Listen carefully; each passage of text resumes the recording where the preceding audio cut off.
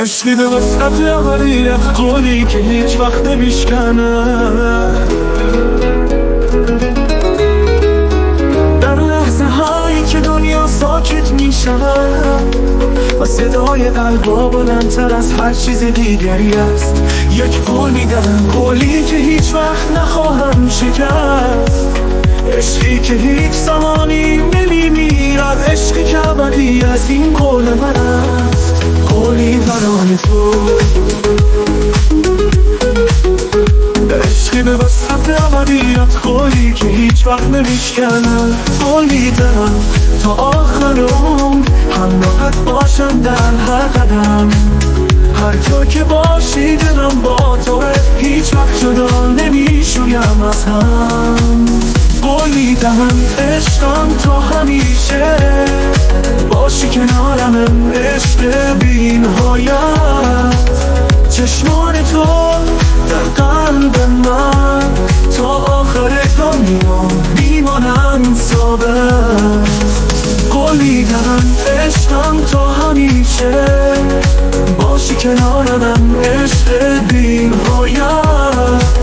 چشمان تو در قلب من تا آخر دنیا میمانم ثابت.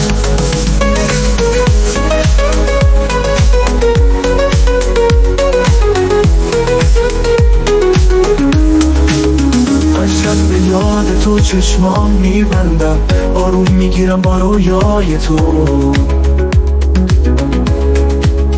هر لحظه با منی، حتی وقتی دوری، حس میکنم عطر شیرین تو رو. عشقی به وسط ابدیت، قولی که هیچ وقت نمیشکنم. قول میدم عشقم تا همیشه باشی کنارم، عشق بی نهایت. چشمان تو در قلب من تا آخر دنیا میمانند ثابت. قول میدم عشقم تا همیشه باشی کنارم، عشق بی نهایت. چشمان تو در قلب من تا آخر دنیا میمانند ثابت. با هر نفسم نام تو میگویم، تو تنها کسی هستی که میخواهم. با هر تپش قلبم تو را حس میکنم، تا همیشه عاشقت میمانم.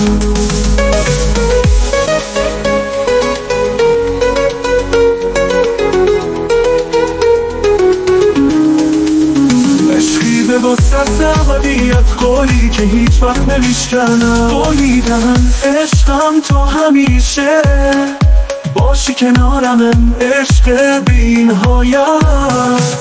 چشمان تو در قلب من تا آخر دنیا میمانند ثابت.